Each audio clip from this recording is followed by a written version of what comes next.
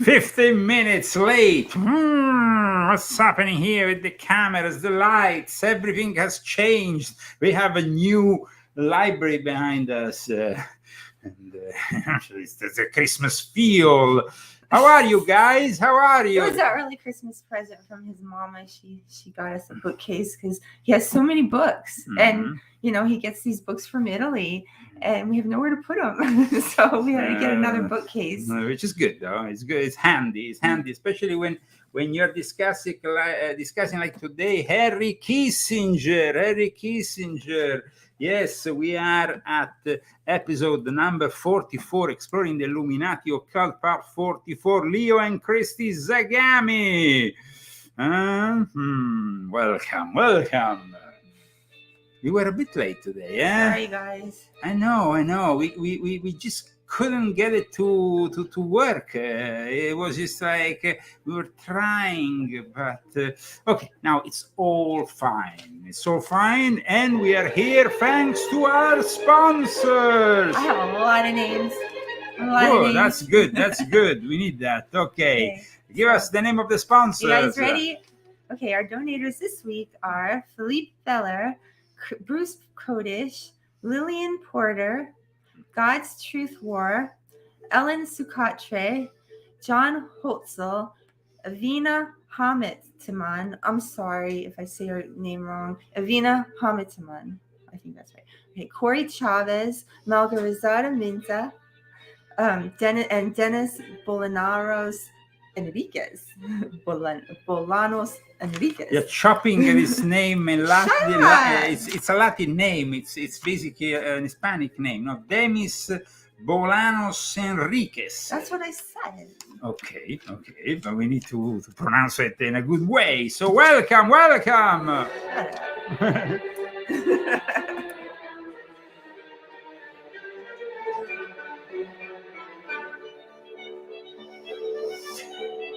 As the lights tend to go down now, because we are now in closer to the closer moment of darkness, which is the winter solstice, then starts again rising the sun. But now that's maybe why the lights, we had to work out with the lights around before starting the show.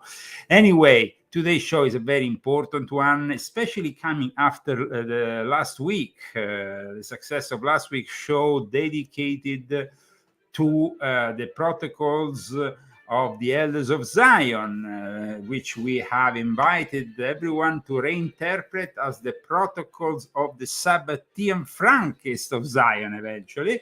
And Henry Kissinger, we can clearly say that this guy is a typical example of the Sabbatean Frankist heresy. In fact, he was actually excommunicated at one point by a rabbinical council. That is one of the things that we will discuss together with many others, because he was a very active member of the Bohemian Club and the Bohemian Grove Retreat. He was a very active member of the Bilderberg Club. He was a very active member of the World Economic Forum, being also the mentor of Klaus Schwab, and he was also involved with Italy and the Monte Carlo Lodge of the P2. So today we have so much to discuss for one man who died this week at the tender age of 100, one of the most evil men on the planet. Why? Why is he so evil? You want to know? You need to know. Okay, so first of all, if you want to help out the Leo Zagami show, just like this week's sponsors, you can decide or not to have your name, of course, mentioned during the show. This is your complete choice. In the case you don't want to be mentioned, just let us know with a side note. Our donations can be the donations can be sent through GoFundMe and through Cash App. So I'm gonna put it here on the screen, and people, of course, of goodwill can maybe help us out for the next week's episode. Every week we try to dig deep in a subject, and we dig the deepest possible, like nobody else. So the subject of a guy like Henry Kissinger is very, very vast.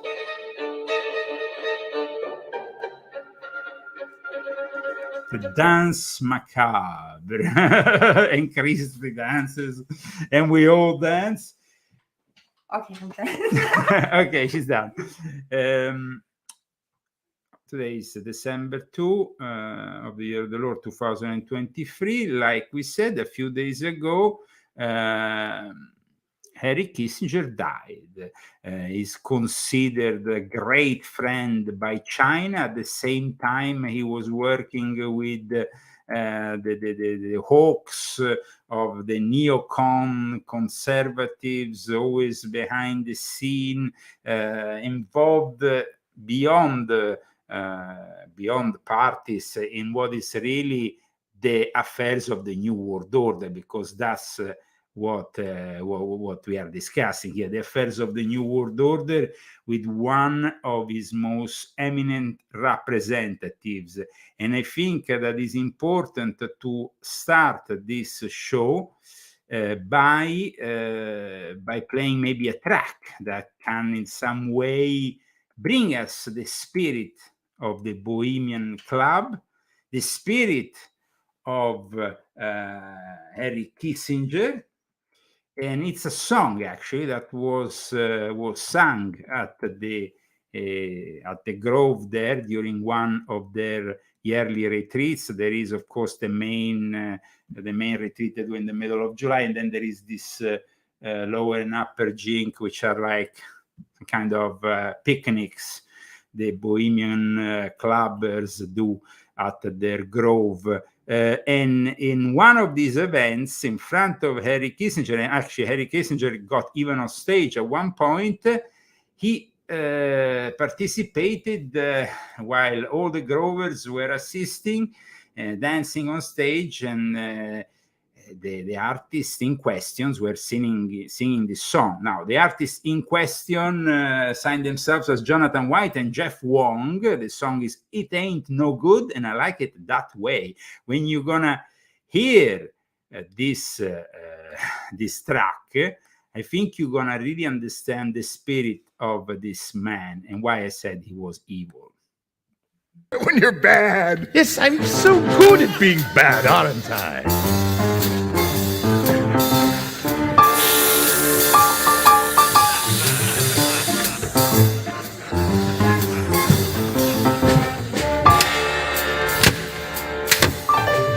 I've got a story to tell you, boys, so listen to what I say.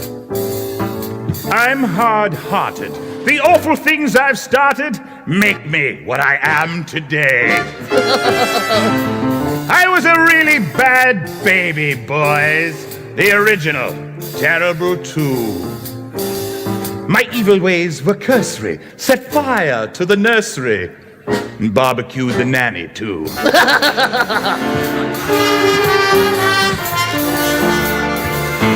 I'm no good, and I like it that way.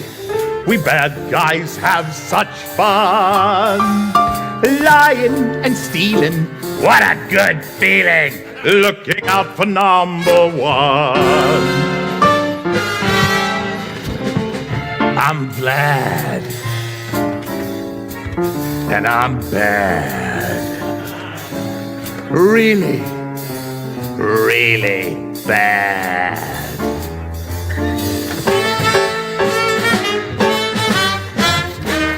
I put a bee in baby brother's bonnet and took his candy while he cried. An adolescent firebrand, I smuggled snakes to Ireland, something that I did with pride. I made the London Bridge fall down. I made the Tower of Pisa lean. With my style sardonic, I spread the plague bubonic. By the time I was 17. As you always say, boss, everything's better with bubonic on it.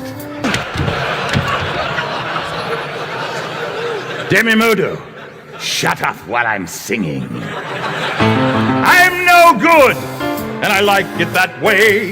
We bad guys have such fun. Lying and stealing, what a good feeling. Looking out for number one. Looking out for number one.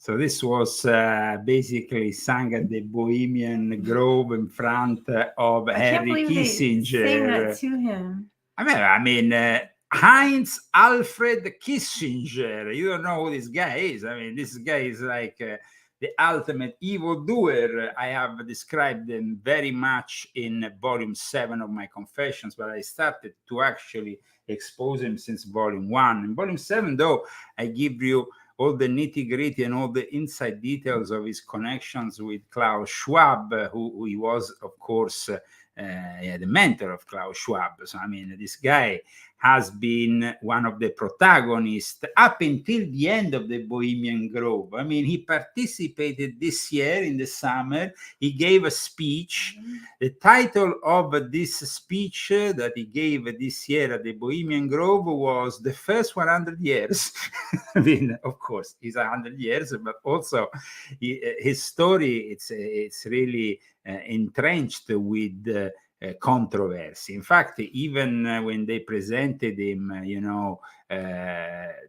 at the various, this last couple of days when he appeared on the news, they never really said Henry Kissinger, what a wonderful guy. They always said Henry Kissinger, a controversial guy who half of the people hate, half of the people love. I don't know who are the people who love him, because there's very little to love. He gave his speech, like I said, this year, and we have to thank the friends of Resist the Grove who have done some filming at the arrival of Henry Kissinger this year at the Bohemian Grove in the middle of July.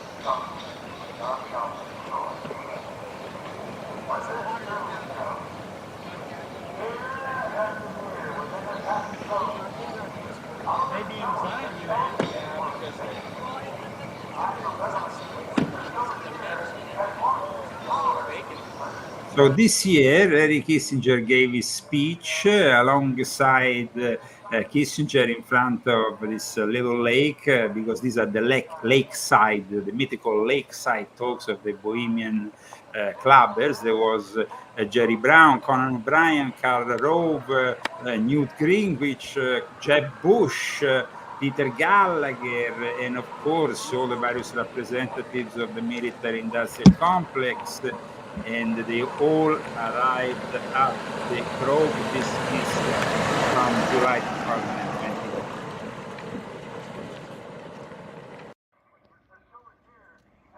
Cheers. Fuck you. Yeah. Beware.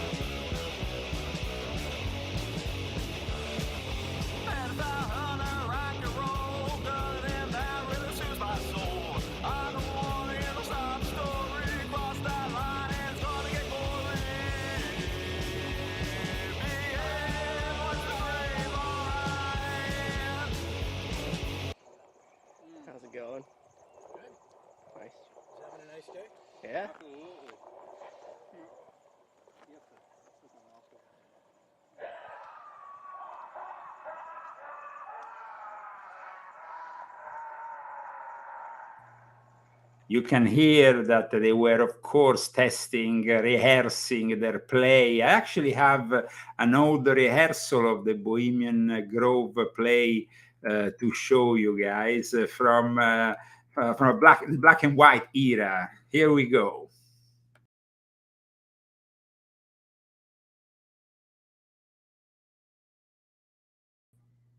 So we have basically the infamous scene that then was filmed in the middle of the night also by Alex Jones. This time, this is from, I think, the 1940s or 30s. They are rehearsing basically the ritual. That is the infamous cremation of care ritual, which we have all heard about. And it is particularly appreciated.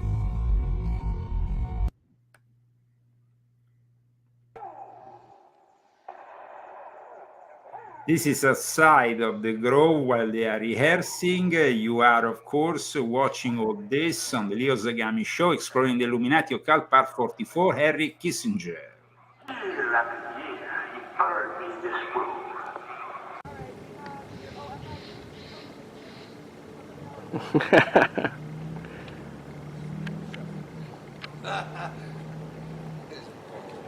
Can't believe that you didn't bring stuff. We're gonna go to this blue dog. Act like that. Gotta go to fucking Bartlett's. Gotta go to Bartlett's and get us this. What's going on? How's it going, gentlemen? Cool. Yeah, just jacking off. Oh, good. It's always nice to be good at something. Yeah. Gotta master something.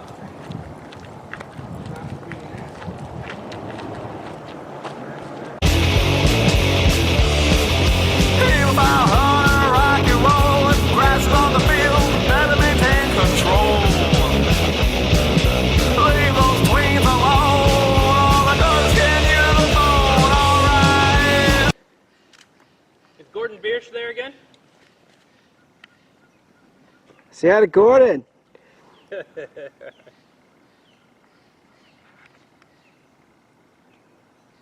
You lush.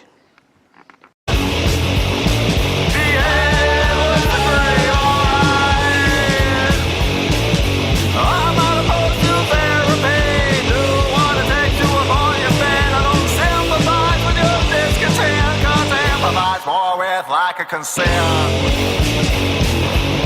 be able to be alright. John Burnett is the man of file, and that man is the hero file. I find all these creeps so vile, cause of the line they cross to defile. It's just no excuse. Under 18, it's abuse.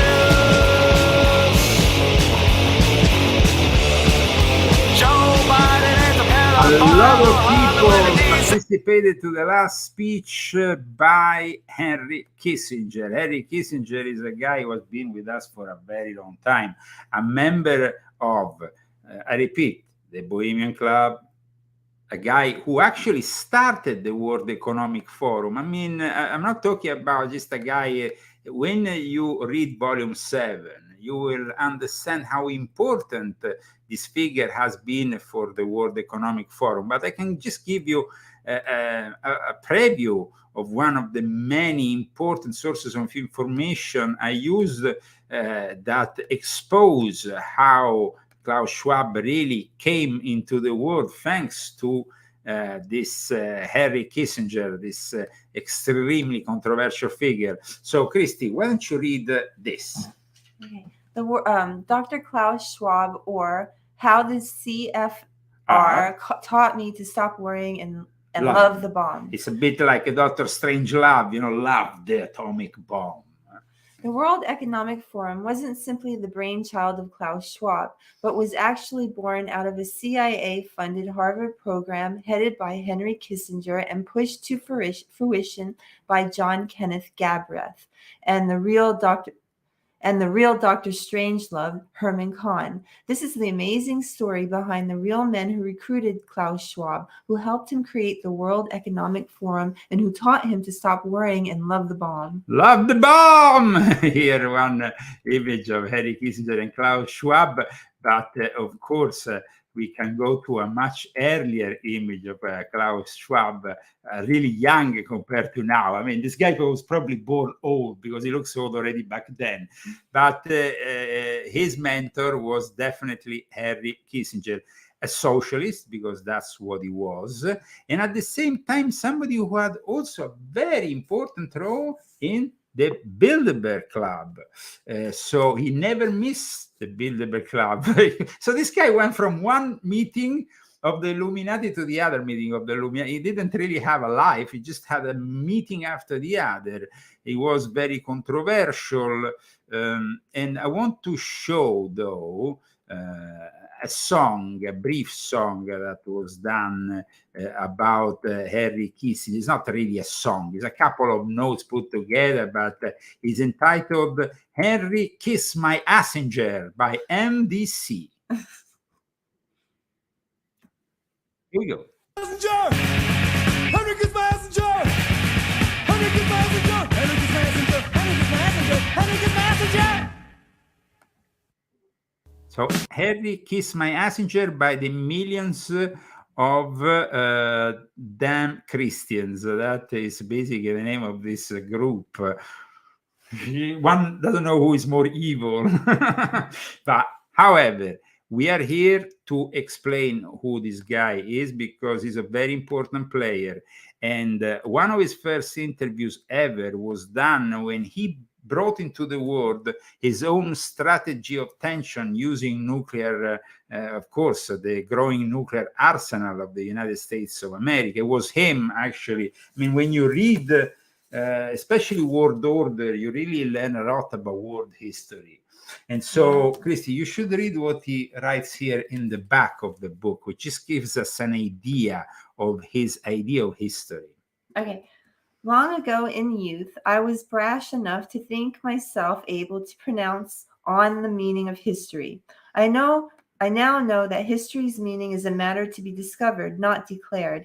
It is a question we must attempt to answer as best we can in recognition that it will remain open to debate, that each generation will be judged by whether the greatest, most consequential issues of the human condition have been faced, and that decisions to meet these challenges must be taken by statesmen before it is possible to know what the outcome may be. And now, let's go back to the 1950s, when Henry Kissinger started his career. I mean, so long ago. Can you imagine? 1958. Wow.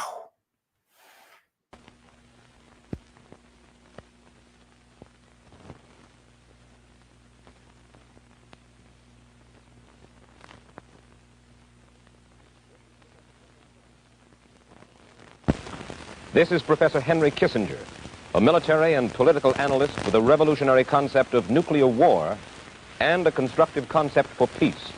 He's a man whose ideas have prompted the highest officials of our government to re-evaluate our defense policies.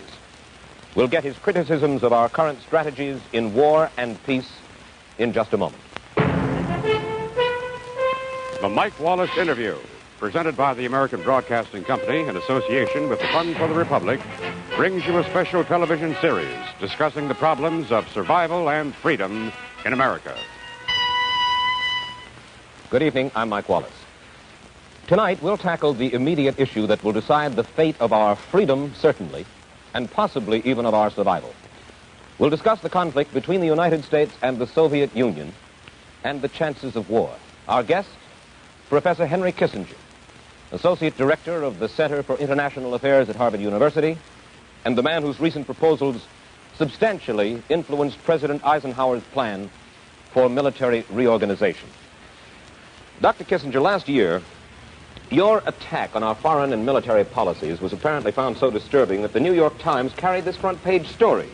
They said, for the first time since President Eisenhower took office, officials at the highest government levels are displaying interest in the theory of the little or limited war. the theory of massive retaliation is being re-examined. That was a year ago. What has come of the re-examination? I think the theory has been re-examined, the practice has not been. The theory has been found wanting then? The theory has been found wanting, but I don't think we have made the effort or spent the money or made the sacrifices necessary for to get a capability for limited war. Well now, in order to better understand your proposal for limited war, perhaps it would be well for you to define what you understand to be our current United States military policy. What is our military policy? Well, our current military policy is based on the doctrine of massive retaliation, that we threaten an all-out attack on the Soviet Union in case the Soviet Union engages in aggression anywhere. This means that against almost any form of attack, we base our policy on a threat that will involve the destruction of all mankind. And this is too risky and I think too expensive. You obviously think it's wrong, dangerous to our security. I wonder if you would expand on that. Just because of what you say, the risk, and just because of the expense, it is not worthwhile? No, it is. What it will mean is that in every crisis, an American president will have to make the choice whether a given objective is worth the destruction of American cities. The American president will have to decide whether Beirut, or whatever the issue may be, is worth 30 million American lives. In practice, I'm afraid the American president will have to decide that it is not worth it, and it will therefore encourage the piecemeal taking over of the world by Soviet aggression. Because you believe the Soviets understand our unwillingness or inability, certainly our unwillingness to wage an all-out war? Now, first of all, it's important to explain why Henry Kissinger is so important, because, you know, Christie, for example, even if she grew up really in the Henry Kissinger era in the 70s, he was really at the most of his power, no? But very few people understand why he's so influential. Because this guy is not he wasn't a multi-millionaire, a billionaire. So why was he so He influential? actually went to New York when he was 15 from Germany, a Jewish person, of course, persecuted as many Jews in Germany, where he grew up. He actually met later on, though, somebody who was also going to be very influential, and that will be Klaus Schwab. But Klaus Schwab, like we said, is just one of his creations because he has influenced everything and everybody. And he went on influencing everything and everybody until the very end. So, I mean, the last interview which I have here is probably from like a few weeks ago, and he was still continuing in his constant, let's say, manipulation games. Of course, he was no longer in an official capacity. But last year, for example, he went to China. He was received like a hero, like a head of state by Xi Jinping in a moment in which Americans couldn't even go there because he wouldn't even receive them. And instead, he will be and then he goes on and talks about it here.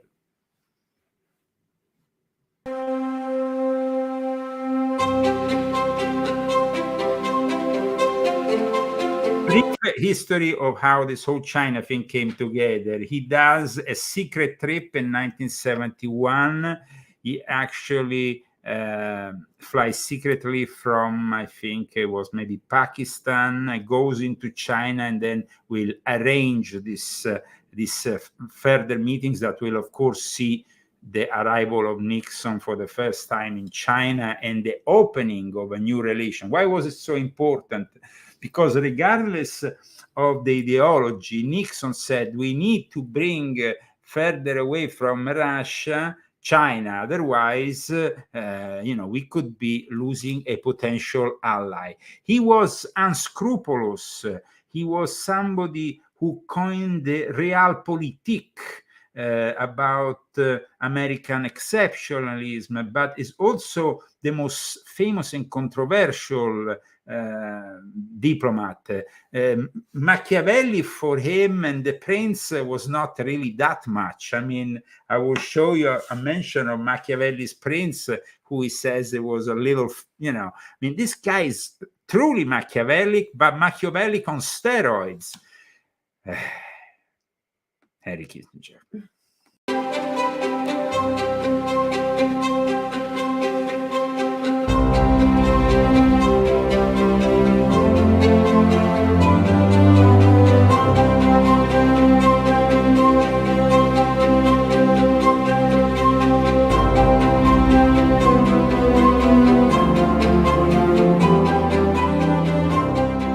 Dr. Kissinger, thank you for joining us today to look at what's happening in the US-China relationship and what it means for countries in the middle to navigate some of those tensions. But first of all, I just wanted to start by taking a bit of a step back. We've seen a lot of people likening the current situation, the current tensions, to a new Cold War. But as someone who was in the room watching a lot of the original Cold War unfold, what do you make of that comparison? When I started getting involved in China relationship, we had no contact with China for 25 years as a government, and very few private people. So I had the conventional view that China was very similar to the Soviet Union. And one of my experiences in dealing with China now over more than 50 years is that they represent a distinct culture, has great continuity and survival ability. So in the process, I had to adjust my own thinking. At first, we thought of China as a balancing element against the Soviet Union. Now we find ourselves in a world where Russia and the Soviet and China close allies publicly anyway.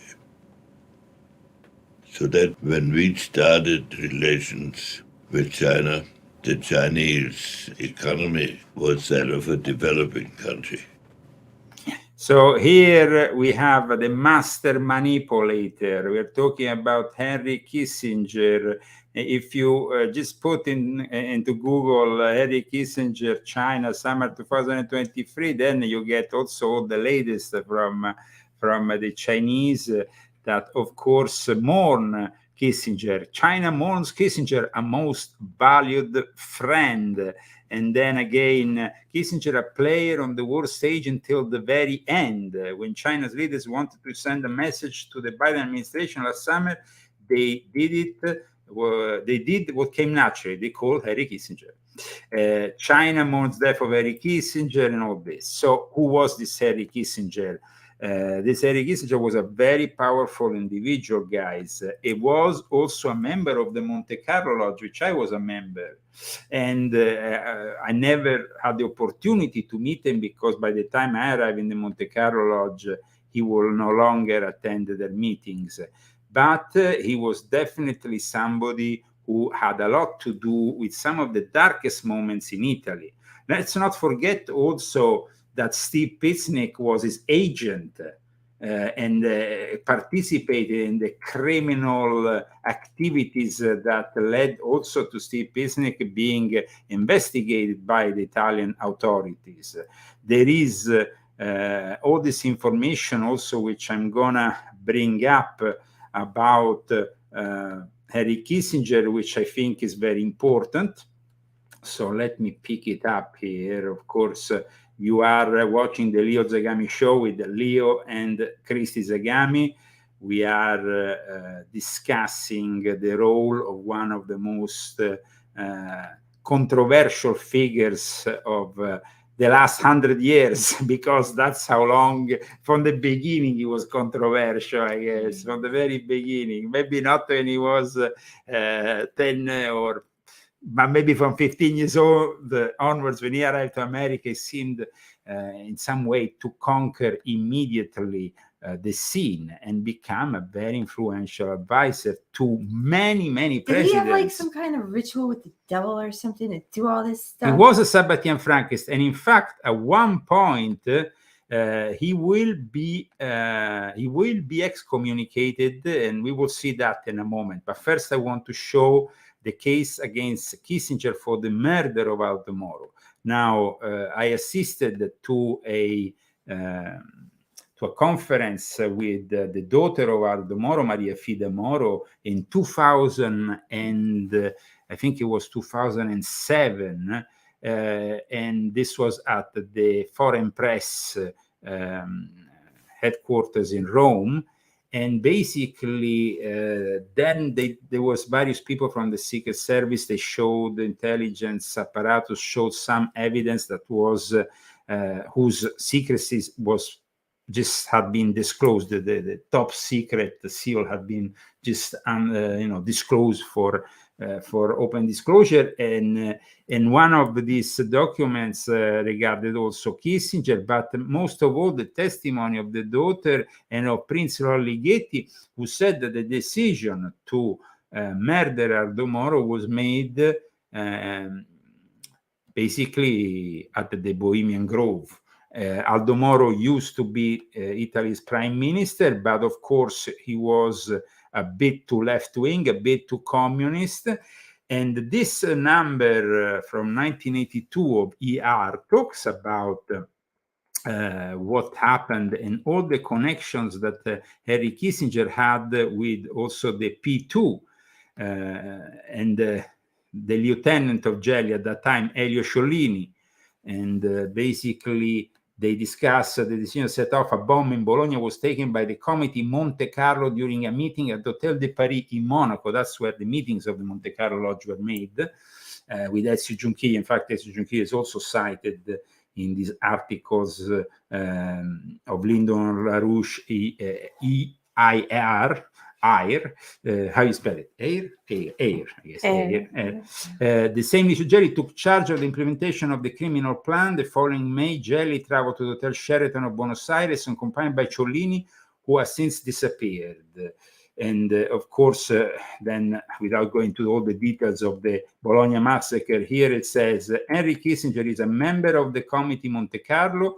Sciollini is, in fact, supplied a list of 400 names of persons belonging to the lodge. Among the members are party secretaries, big industrialists, important politicians, and so forth, along with personalities of the Trilateral Commission. Sciollini mentions also Kissinger, and of Masonry. And I was a member. A lot of people know that. I discussed it in my book, my involvement with the Monte Carlo Lodge. And Henry Kissinger used the Monte Carlo Lodge to then direct what happened with the Aldo Moro affair. But here there is more interesting things that we can discover about Kissinger. Membership in the new Masonic Lodge organized by Gelli in Monte Carlo is, as we should see, coherent with the activities of the ex-Secretary of State and the United States, and above all with the relations with the P2 Lodge. According to American sources reporting in press articles, it was the U.S. National Security Council, directed by Henry Kissinger, that relaunched in 1969 the activities of the P2 Lodge. So Henry Kissinger was the guy behind Licio Gelli, behind Andreotti, behind the relaunch of the P2 Lodge. On June 16, 1981, the Rome Daily Paese Sera published an article by U.S. correspondent John Cappelli, in which, among other things, one reads, 1969 will have been the year in which, at least according to good New York sources, the decision was taken by functionaries of the U.S. National Security Council staff to protect with a Masonic cover an association in substance was really to carry out a subversive shift in Italian politics. This role was then entrusted to a P2, which was already active in the field of business and investments. So this is, and of course, then it gives other things. The Masonic Lodge Committee in Monte Carlo appears to be the direct continuation of the P2 Lodge, because that's and then it talks also about, of course, the Italian massacre and the train bombing, the one in Bologna and the one near Florence, and of course, all of this participated in the formation of the Monte Carlo Lodge, where Ezio Giunchiglia, who people might have seen with me in photos on the internet, and these people were all basically, it's no surprise that Leo Zagami has had some problems after these revelations, because I exposed all these people, as you know, from 2006 onwards. That was really brave. And that was pretty brave because these people are very, very powerful. Well, they did give you a hard time, didn't they? Absolutely, absolutely. But let's check out more, of course, in relationship to the Bohemian club, and of course what connects them with Henry Kissinger, because there is always some interesting videos here that I would like to show. Of course there is always some people that protest in front of the grove. This is from 2022. Of care that begins the 2-week encampment, where the body of dull care, symbolizing woes and concerns, is burned on an altar in front of a big owl statue. When that ceremony ends, they all start to cheer and yell.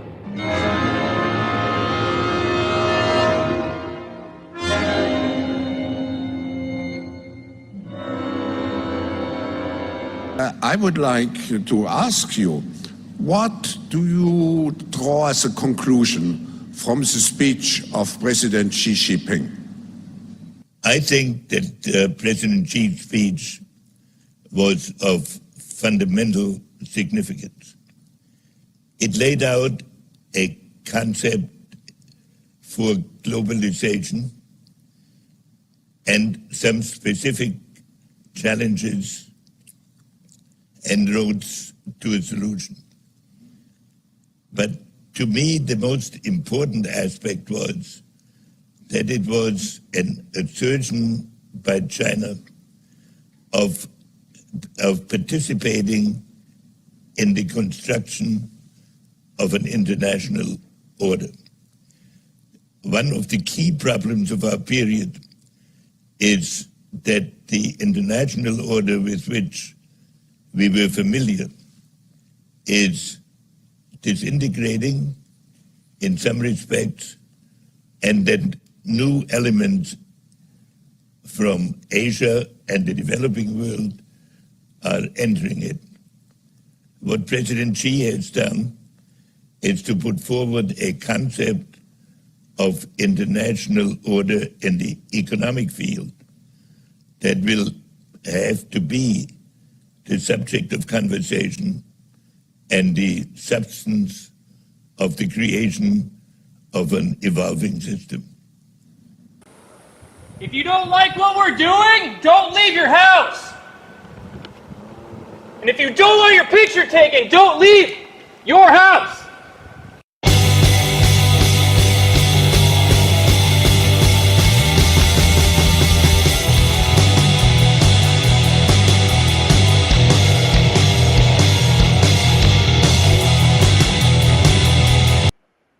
This is, of course, more from encampments, arrivals, protests, and things that happened at the Bohemian Grove. As we are talking, of course, of Henry Kissinger, I wanted to show his friend Ezio Giunchiglia with me back in the days. Here, these are photos that have been there for ages. So you just go on in the internet and you find them. Here is Leo with the medieval Ezio Giunchiglia. But I mean, when it comes to Henry Kissinger, there is a bunch of things that can be said, and there is plenty of evidence about all his, and these are, of course, it's stuff that is being unclassified, and so it's safe to see. But there is plenty of stuff like this that that indicates the manipulation games. I mean, of course, we all know what happened with Salvatore Allende and Pinochet. We all know what happened in the Middle East with his intervention that glorified his figure. I heard today that he extended the Vietnam War. He extended. So I really don't like him for that. Absolutely. I mean, the Vietnam War would have finished a lot earlier, for at least 4 years earlier, if it wasn't for him and of course Nixon, but it was mainly him then who continued in his war-mongering policies. And here you have also the information regarding Allende, and there is a lot of other stuff that is being classified, and so it's now possible to view all this, and probably there will be more coming out now that he's dead, and that we can finally maybe look into the truth of this guy who was put, as you can see on the cover of Spy magazine, with as he also liked a lot the ladies, and he liked the ladies. He liked the ladies, and I remember, but I remember there was an interview. He's gonna have to pay them. Yeah, absolutely, absolutely, absolutely. This was an article that I want you to read a little part of from Spy magazine, Christy, which is just let me find it. Of course, here, guys, it's always a little bit chaotic, but I will find it for you because I would like to Christy to read this one. Let's see if I can. Sorry, guys, I'm not so quick, but I will be. Here is Christy, who's gonna read us this little insight on the activities of one of the many years that Henry Kissinger was around at Monterey, in a depressed northern California town of 900, where the forest is so thick that some streetlights stay on all day long. Here we go.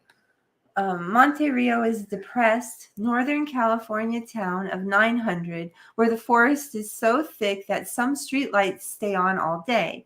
Its only landmark is a kick-ass bar called the Pink Elephant, but a half-mile away or so from the Pink, in the middle of a redwood grove, there is, strangely enough, a bank of 16 paved telephones.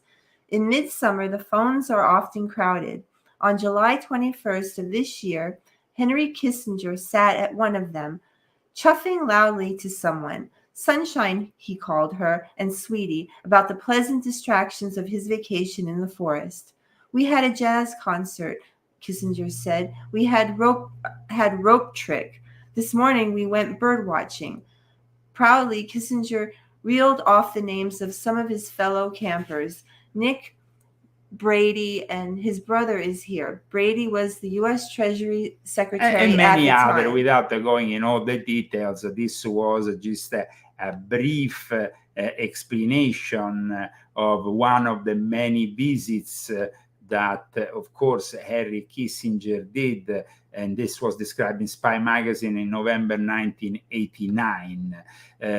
This guy, of course, is a war criminal and an enemy of mankind, as the Mises Institute puts it. The former Secretary of State and National Security Advisor, Henry Kissinger, is definitely somebody who can come in those categories. Kissinger, the Mises Institute says, likely had the most freedom to inflict damage under Nixon, and thus his greatest crimes were committed in the Vietnam milieu.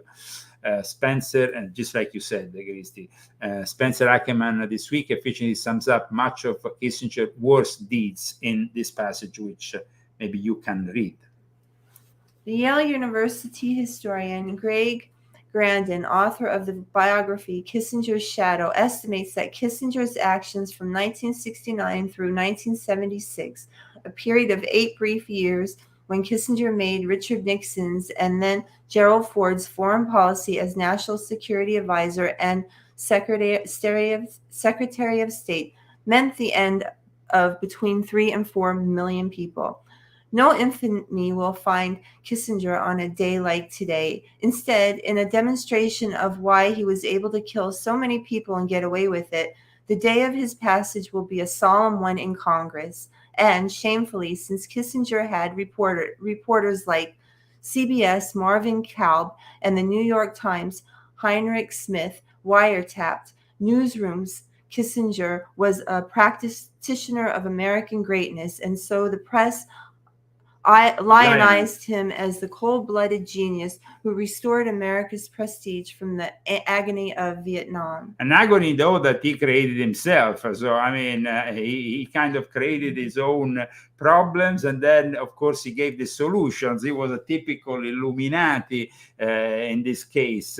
But there is more to say about Henry Kissinger. Of course, today we are discussing all his various let's say his various troubles. There was also a religious trouble. At one point, Rabbi Marvin Alterman, which I often cite in my books, basically put together a ritual of excommunication for him, which was pretty controversial and actually attracted the interest of many people, because Rabbi Antelman had been very outspoken with his books, with his work about tracing the various offshoots of the Sabbatean Frankists and Illuminati groups and the origins of the Marxist, communist, and geopolitical and financial turmoil that we are still living to this day. And of course, the fact that he created this excommunication ritual is testified in a document. It's a very rare document. They sell it on the internet. Actually, they make you pay for it. I don't know, $33, and it's only a few pages. But it is a very interesting document. We have it here for you, and it's the excommunication document, which also explains why he was excommunicated, because he, of course, went on from marrying a Jewish woman to the second marriage, marrying a non-Jewish woman, but also not being respected. He went on and married her on a Saturday, completely being disrespectful. But aside from that, the actual excommunication was done also on the premises that there was, of course, Rabbi Marvin Antelman, the Chief Justice of the Supreme Rabbinic Court of America, who heavily criticized Henry Kissinger's approach. So there is some elements of this Rabbinic Court statement that was done, I repeat, against Henry Kissinger. Here it says, on Sunday. Can you read it?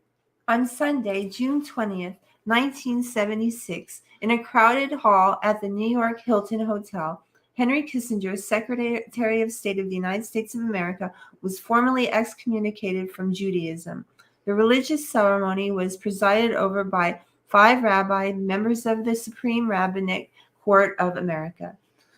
As the court justice, it was my responsibility to execute into final and definitive form the writ of excommunication. This is, of course, Marvin is Antelman who is talking, and the actual excommunication was done, and he mentions here also the nefarious Illuminati, the Sabbatean Frankists, the connections. And so the decision was very controversial, but also a very felt decision by this rabbinical court. So it says here, now we assert in the name of Shem and Foresh, of the God of Israel, the Jewish people are a covenantal community. And so and we find, and here you can read it, Christiane.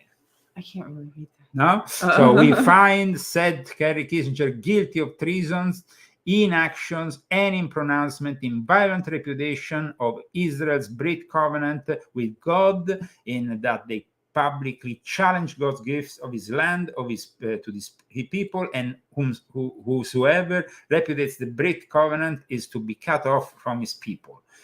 So this was very serious. It says here also that Henry Kissinger is continuing pressure upon our people to continue to give up divinely ordained, liberated areas of our promised land, and thus blaspheme God and the holy nation of Israel before the world.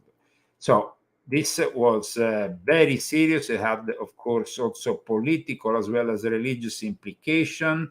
It says in this context, he is both cursed and excommunicated. Cursed too. Cursed too. As Whoa. soon as the verse was completed, candles which had been lit before each rabbi, representing and symbolizing the illumination of Henry Kissinger's soul, were individually extinguished. That was a heavy ritual. Eh? The shofar was blasted, and the rest of the Hebrew charge of Sherem was completed. Yikes. So he was forever cursed and excommunicated.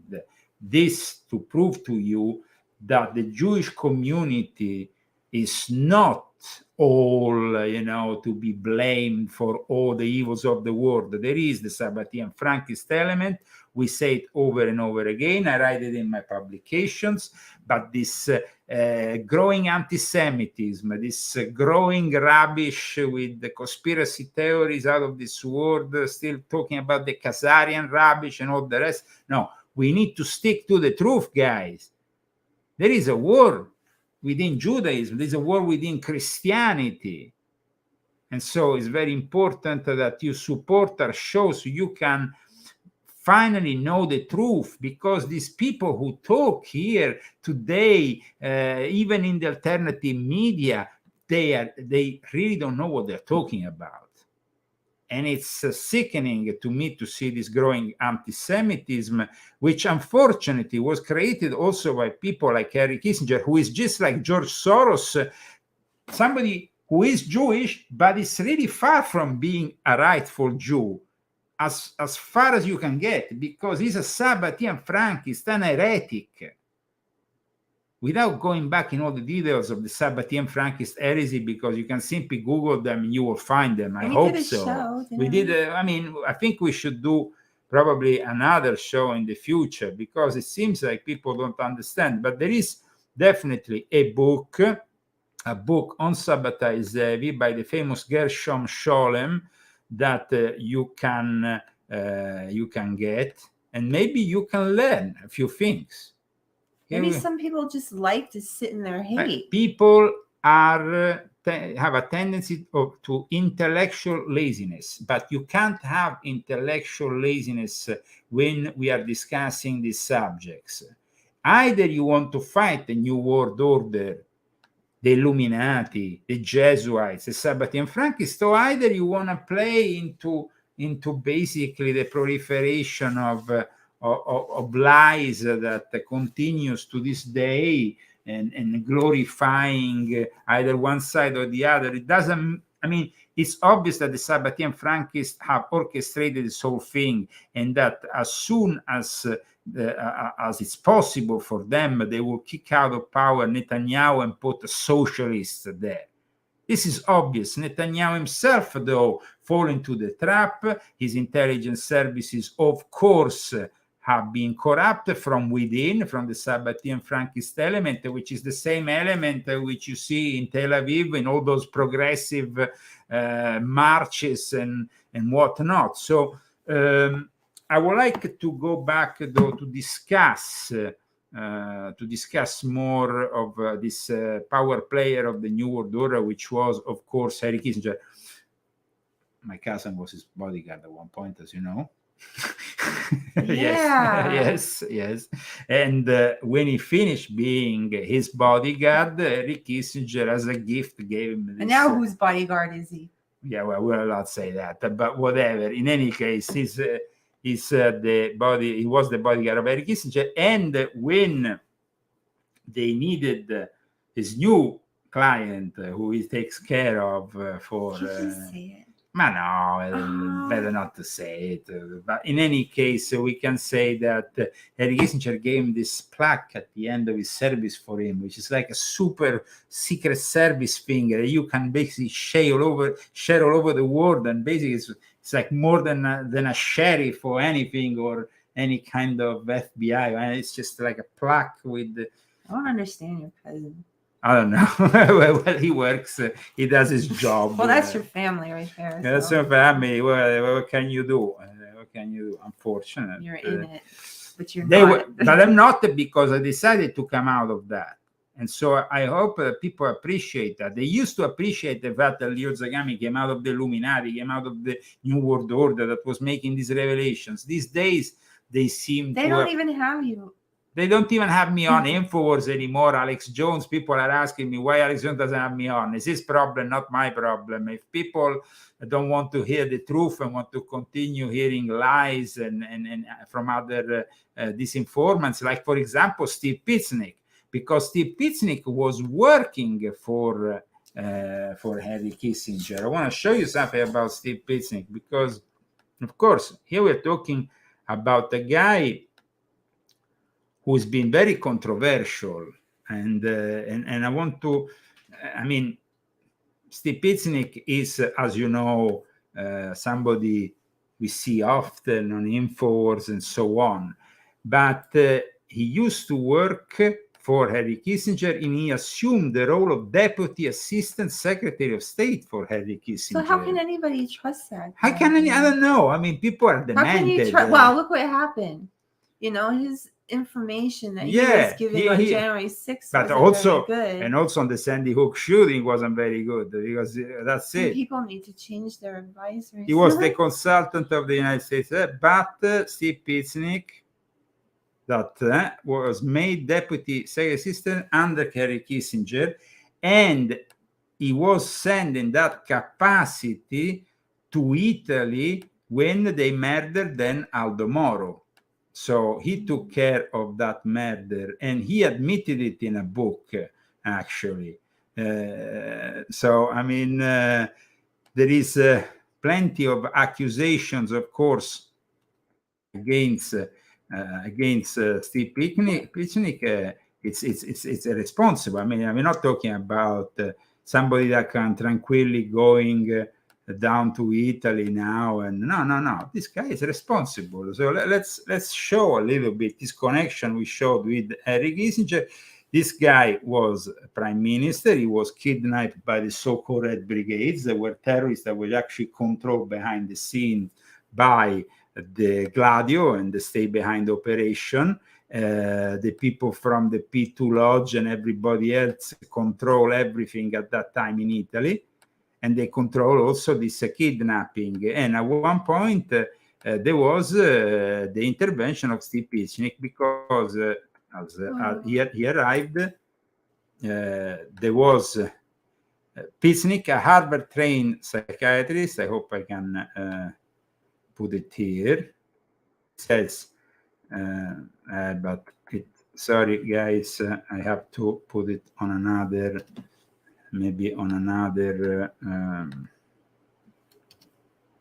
browser, yes, because that one doesn't really work that well. So I'm going to do it like this. I can show you a moment this important role that Steve Pitsnick played for Henry Kissinger by going to Italy and directing behind the scenes the murder of the prime minister back then. Now, I don't particularly agree with Aldo Moro's policy. He wanted to kind of bring a repacification between the communists and the forces of the Christian Democrats. So this was perceived by Henry Kissinger as a big problem. I have a question. Yes. So you said that he worked with Nixon. He worked with both sides. Who worked with Nixon? Kissinger. Kissinger worked with Nixon, sure. Yeah, so he wasn't necessarily a Democrat or a Republican. But his tendency was socialist. A lot of people have recognized that he was a socialist. So that was something a bit controversial when you are working also with the so-called conservative. But in reality, he was simply an Illuminati kingpin of sorts. See, prosecutors in Rome said there is serious evidence suggesting Steve Pitsnick, a former State Department international crisis manager, participated in the murder that shocked Italy. Moro was kidnapped at gunpoint by the Red Brigades, and all this went down in Italy under the direction of Henry Kissinger. Why doesn't Steve Pitsnick come online here and talk about Henry Kissinger? Because, of course, there is a lot of dirty secrets that probably doesn't want people to expose. I mean, See, Piznik definitely did some very bad things because wherever he goes, he lays his hand and he brings disinformation, lies, manipulation, psyop, psychological operation. The guy, let's not forget, Henry Kissinger wasn't stupid to have him as his assistant, deputy assistant. I mean, he was, first of all, apart from the fact he's himself a Sabbatean Frankist born to Russian Polish, I think that he has a Sabbatean Frankist inclination, even if he might not be Jewish. He might definitely be a Sabbatean Frankist by inclination. And there is also the fact that he worked in the field of mind control, of psyops, of psychological operation, and so it's definitely he actually in 1992 Piznik told Newsday that his professional opinion of President George H.W. Bush was clinically depressed because he himself is somebody who was affiliated as a psychiatrist to the National Institute of Mental Health. So you can imagine, I mean, so why do you send a psychiatrist to take care of a security issue in Italy with the kidnapping of prime minister? It's all really a manipulation game. And Henry Kissinger was definitely somebody who had a lot to do with all this, and he was always in the business of manipulation. Let's see more of Henry Kissinger with Klaus Schwab at Davos 2017. Thank you very much, Jeff Cutmore from CNBC. And I'm delighted to see you, Dr. Kissinger, on the screen. And for me, it's a very moving moment because actually I met Dr. Kissinger the first time exactly 50 years ago at Harvard. Dr. Kissinger, you have been back a number of years here in Davos. I remember emotional moment for Dr. Ivo. Remember also our discussion, and many participants reminded me also today of the discussion we had 4 years ago on this stage. Thank you so much for making yourself available to discuss with the audience here in Davos, with which you are quite familiar, to discuss with you on the day, on a historical day, for the United States and for the world, to discuss with us the state of the world. And Dr. Kissinger, I just mentioned it's a historical date, but many participants here in Davos felt that the speech of President Xi Jinping. So then you have, it talks about Xi Jinping. We had that already. But what he says about the Middle East might be also very interesting. Partnership, which has been so much a key element of our world order. Do you see this partnership threatened? And what would be, I come back to this, what would be your advice on the one hand to the Europeans, on the other hand to the new American president in order to safeguard? That point he was talking about Trump because it was 2017. Of 50 years ago to the problems of the current period. Not the importance of these institutions, but how an Atlantic partnership would operate in the face of challenges that are entirely new. And he was actually already talking about ChatGPT in the age of AI. I mean, this guy, up until the very end, 100 years old, he was publishing books. I think he published another book after this one that I purchased a couple of years ago. How does he do it? This book where he talks about ChatGPT and AI. I mean, this guy knew things about what is happening right now. That, I mean, he went this year, he went to the Bilderberg conference. And he was there at the Bilderberg conference discussing the AI with Sam Altman and all the from ChatGPT, and this is something. I mean, is he friends with that Harari guy? Of course, he's friends with Harari. Of course, he's friends with Harari. A secretive annual meeting attended by the world's elite has AI top of the agenda. And we know recently what happened with Sam Altman. He went and then he came back. He was called back after all the controversy. Apparently, there is a mysterious letter in which the AI is threatening mankind. We don't know much about it, but this was basically another event. And of course, the mainstream media said spark conspiracy theories similar to those leveled against high-level meetings like World Economic Forum, Davos. Sure. I mean, what are these people doing? Especially the Bilderberg Club. This year they discussed AI, banking system, China, energy transition, Europe, all the rest. And of course, with the presence of Henry Kissinger. This is obvious. You have to have Henry Kissinger amongst all the participants. Here he is. He's 100 years old. But still, he was until the end. You see, the tech titans will be joined by political heavyweights, including former U.S. Secretary of State Henry Kissinger, NATO Secretary Jens Stoltenberg, and then the foreign minister of the idiotic country of Ukraine, Dmitry Kuleba, for a range of discussions spanning international relations, trade, energy, and finance. Up until the end, this guy hold the key position, and Joseph Ratzinger wanted to make him the Pope advisor.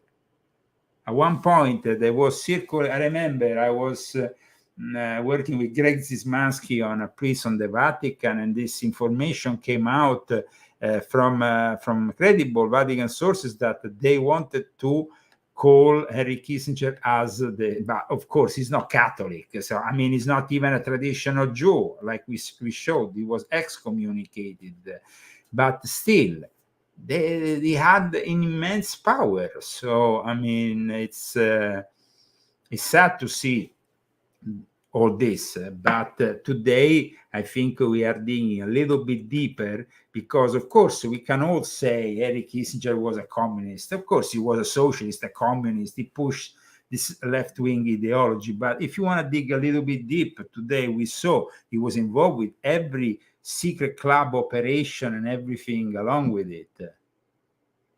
I am just so perplexed. He's Why? not good looking.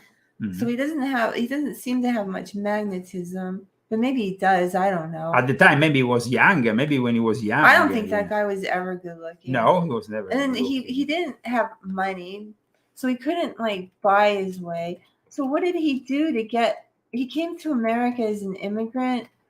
But I want to show you something. How did he get so powerful? That's what I want to know. What did he do? Like from the early ages. What kind of rituals yeah, he did? I just don't understand. I think he did something really. No, let's discuss seriously his view of the world. The guy was, like I said, a Machiavelli on steroids, who regarded actually Machiavelli as moderate compared to other views. And we're talking about I mean, he was basically on top of everything. And so I would like Christy to read The Challenge of Nuclear Proliferation, which is something that, of course, he was part of, the fact that he was a strategist when it came to nuclear proliferations, and he discusses them profusely here in this book. But yeah, then he discussed cyber technology and the world order already in this book, and then he followed up. But yeah, cyber technology and the world order. Maybe you can read this first paragraph and see what he says. Okay. For most of history, technological change unfolded over decades and centuries of incremental advances that refined and combined existing technologies. Even radical innovations could, over time, be fitted within previous tactical and strategic doctrines. Tanks were considered in terms of precedents drawn from centuries of cavalry warfare. Airplanes could be conceptualized as another form of artillery. battleships as mobile forts, and aircraft carriers as airstrips. For all their magnification of destructive power, even nuclear weapons are in some respects an extrapolation from previous experience. Okay, and I want to show you a passage which sees Henry Kissinger for the first time, to my knowledge, being uncomfortable. Does he like to dress in drag?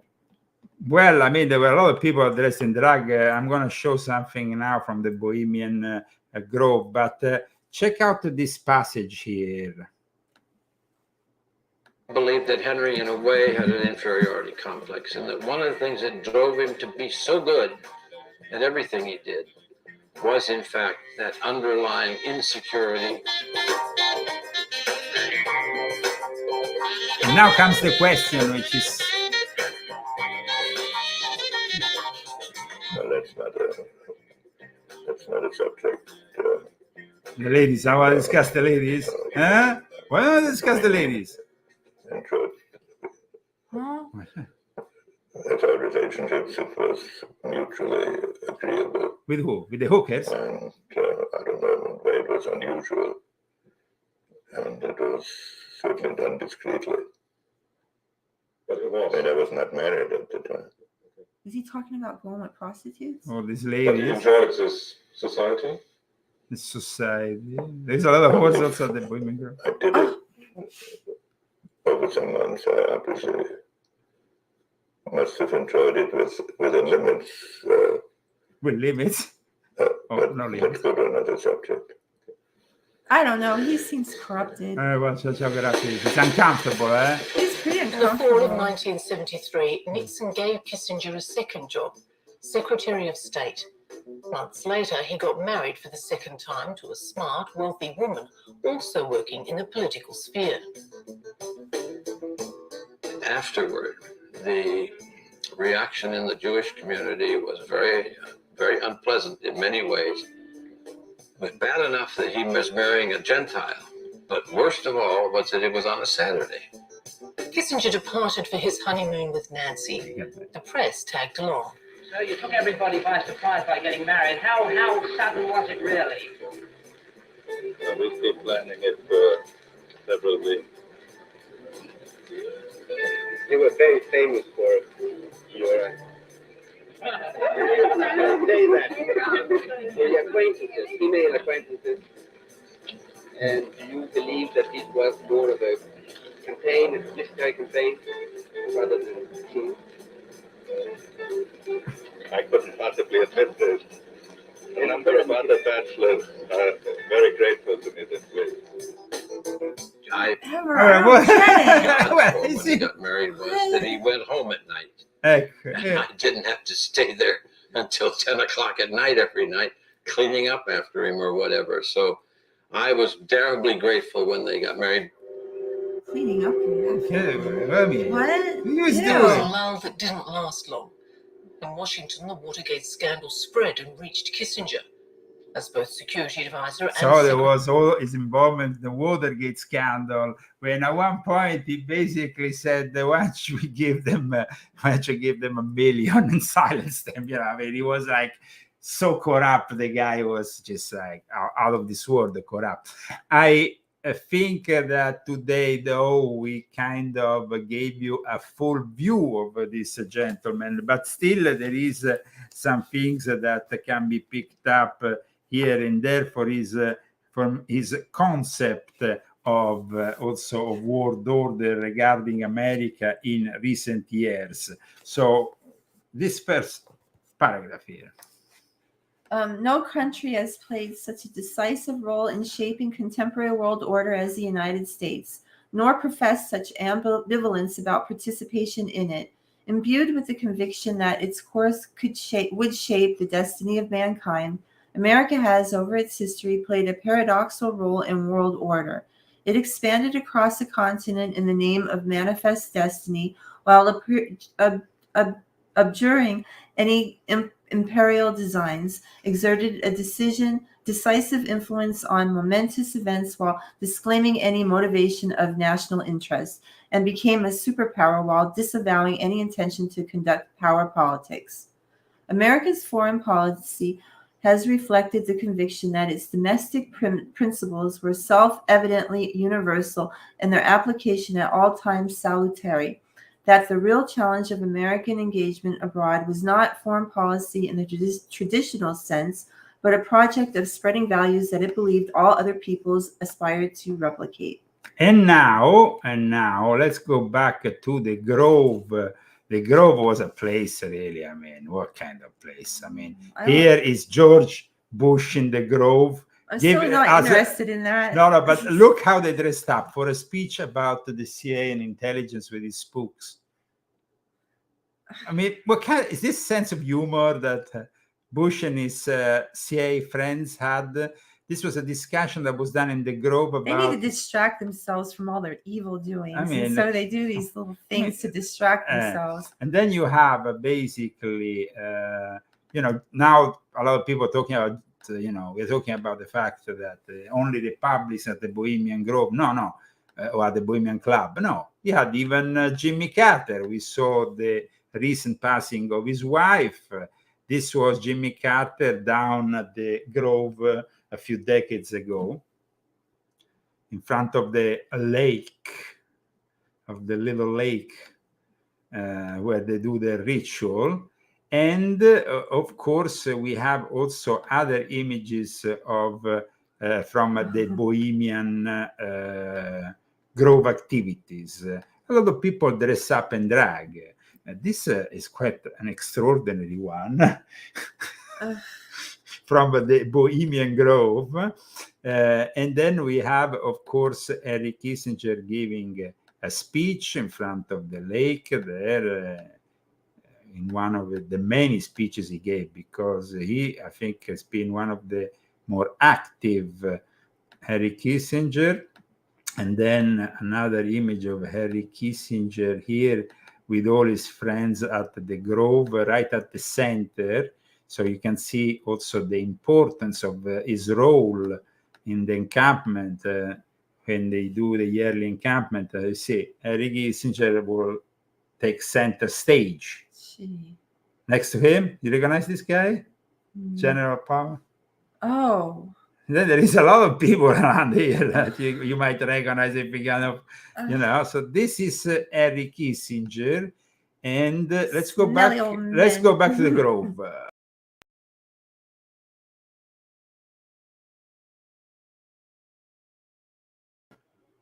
What are they doing? What is he doing?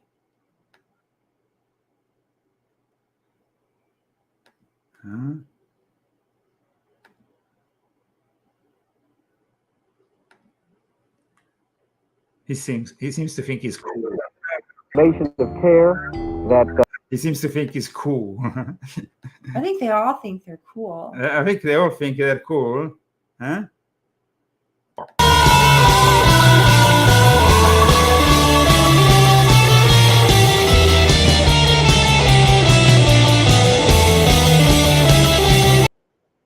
The Leo Zagami show brought you today in the heart of the New World Order. And here we have, though, another book which I would like. Apart from, there is one thing, I couldn't find it in English because I have it here in, I have to find the English edition of this online, because Nixon at one point said a very important thing. He said, we need to find, he said, today's Americans will feel outraged if the United Nations troops will enter Los Angeles to restore order. But maybe tomorrow they will be grateful to them. No, we won't.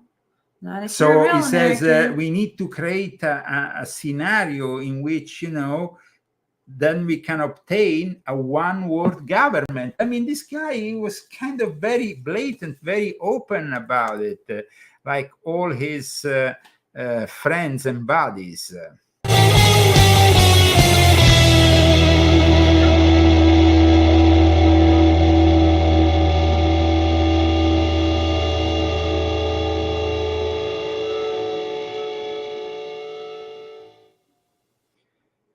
Whoa. This point, we are reaching, of course, the end of our transmission, but we can still, before that, go into the age of AI and read something from this old Henry Kissinger, who was talking about the age of cyber warfare and AI. Today, after the Cold War, the major powers in other states have augmented their arsenals with cyber capabilities whose utility derives largely from their opacity and deniability, and in some cases, their operation at the ambiguous borders of disinformation, intelligence collection, sabotage, and traditional conflict, creating strategies without acknowledged doctrines. Meanwhile, each advance has been paired with new vulnerabilities. The AI era risks complicating the riddles of modern strategy further beyond human intention, or perhaps complete human comprehension. Even if nations refrain from widespread deployment of so-called lethal autonomous weapons, automatic or semi-automatic AI weapons that are trained and authorized to select their own targets and attack without further human authorization, AI holds the prospect of augmenting conventional nuclear and cyber capabilities in ways that make security relationships among rivals more challenging to predict and maintain, and conflicts more difficult to limit. That is so scary. Yeah. I mean, that it's just, it's insanely scary, that whole thing. Right to the end, this guy was pretty greedy. Begins the 2-week encampment where we are always, always going back to that grove. We are always trying to remind you that Henry Kissinger is watching us from below, not from above. No way. They locked the door when he didn't even bother knocking. He just went, he took the elevator down. So you see now that the thumbnail that I chose for the show wasn't so improper. You understood after the show how evil Henry Kissinger was? Yeah, now I do. Now you do? Another evil person to think about.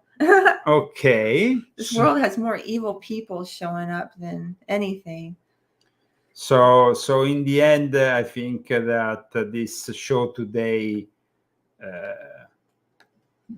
cleared for you the understanding of who Henry Kissinger was, and that was my intention, because Christy didn't really understand who Henry Kissinger was, and I think that now that you know, I still don't understand how he came to America as an immigrant. Okay. And, as an immigrant, you're starting out, and you have to really struggle but to with get going. with the support, of course, probably of an important But what family. happened in that time?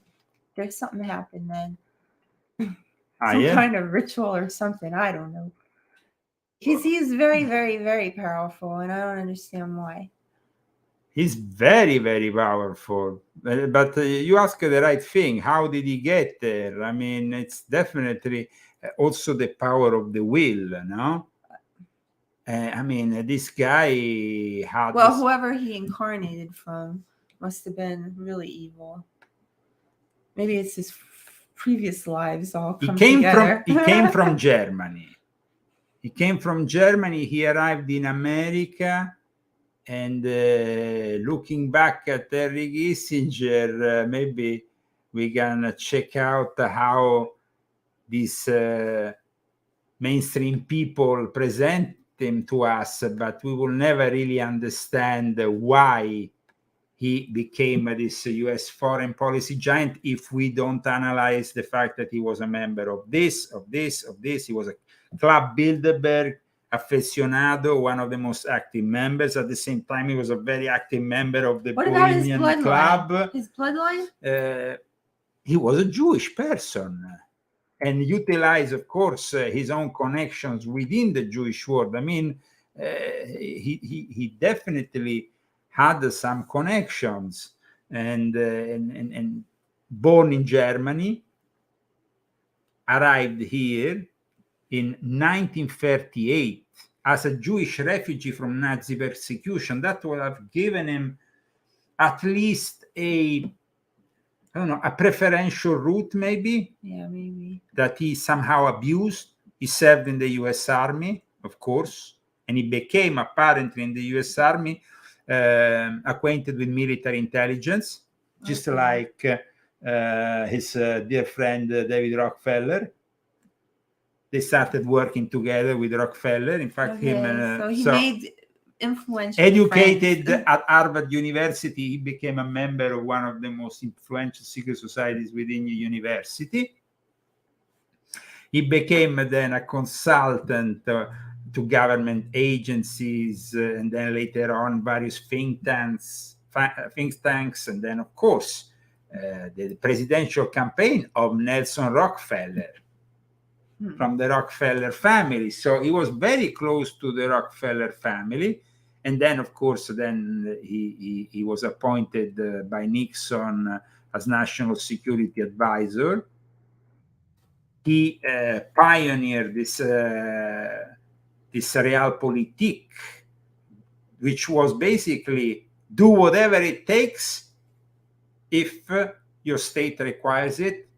And of course, you give an option to the enemy or even to your ally, but ultimately you have to always look at your own interest. And in a very Machiavellic way, he had no scruples, no ethic, and no morals. That's why today they can't say that he's a good guy, because his decisions had consequences around the world that brought millions of people to die, people to starve, politicians to be persecuted, others to rise to power. They shouldn't have never rise to power, like Pinochet, for example, but we can mention many others.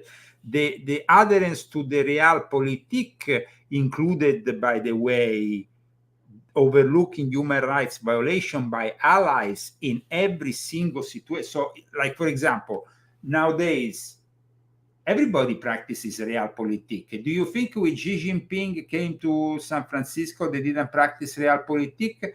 They would have never invited him if they had to respect all the violation of human rights that Xi Jinping does in his own country, persecution of the Muslims in his own country, the Muslim minority, Chinese minority, and all the other, the fact that he's basically a dictator, like even Biden admitted. But that is done in the name of realpolitik. Realpolitik was created out of pragmatism, of realism, by Henry Kissinger. And it's basically a coercive, amoral, ultra-Machiavellian way.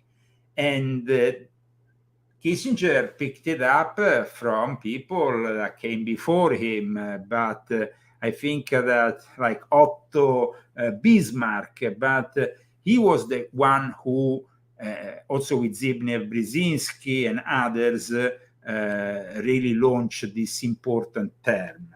So maybe I think that you can read this description ultimately of the term that might conclude today's episode. The realpolitik, ladies and gentlemen.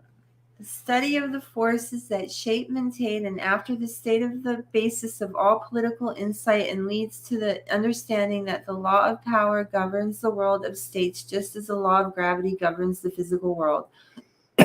Excuse me. The older political science was fully aware of his truth and drew a wrong and detrimental conclusion. The right of the more powerful. The modern era has corrected the unethical fallacy, but while breaking with the alleged right of the more powerful one, the modern era was too much inclined to overlook the real, can you read the rest? Might of the more powerful and the inevitability of its political influence. I'm going to keep my glasses here next time. No, because this is something that I picked up from a book from Gruzan's Der Realpolitik, which basically is a book that Henry Kissinger followed very much from this guy, von Roscher, who used to be a German journalist and politician. So he was a knowledgeable guy. That is, I mean, you from actually studying his reflections on the character of nations in the course of history, you can learn a lot about the pragmatism and about the evil which is perpetrated no matter what in the name of the state and the priority that the realpolitik gives to, getting things done. Some people say that this, in a way, served the purpose, that he actually managed to help the Middle East after the Yom Kippur War get to peace later on. And in many other scenarios, they say that his attitude served as a way to balance things up. But of course, this is the word of the Illuminati, of the agents of this new world order, who have put in front of us this doctrine, which is a doctrine with no God, the doctrine which is clearly evil. And that's why we praise Rabbi Antelman for having excommunicated him from Judaism. Thank you so much for tuning in, and please, the names of our sponsors, who we will, of course. Thank you so much for donating. Okay, Philippe Hilaire, Bruce Kodish, Lillian Porter, God's Truth War, Ellen Secatre, John Holtzel, Ivina Hamitman, Corey Chavez, Margarizada Minta, and Dennis Bolanos Enriquez. Hello, very nice name. Thank you guys so much. Thank you. Thank you.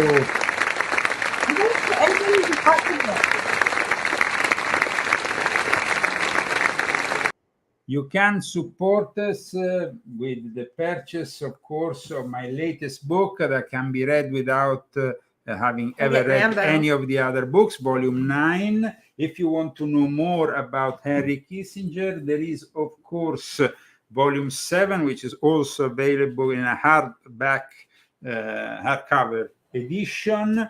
And I would suggest you read Volume 7 because it's filled with information on Henry Kissinger. Kissinger. With which we were familiar.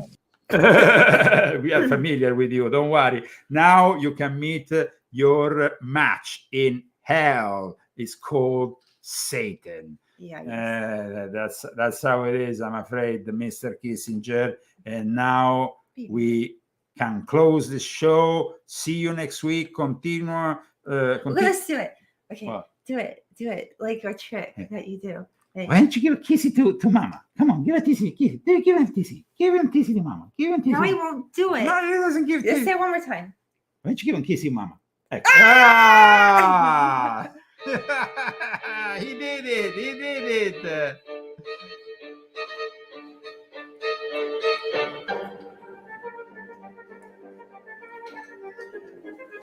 God bless you all. Bye, everyone. See you next week. Have a great week. We are reaching Christmas and we're going to celebrate it all together because until the end of the year, we're going to continue exploring the Illuminati occult. And then next year, we will have a new project, new news project for our viewers, for our supporters, and for those who appreciate our work. Leo Zagami and Christy Zagami. See you next week. Baby. What is he doing? Baby. What is he doing? Ooh, he's being vicious. He doesn't want to dance anymore.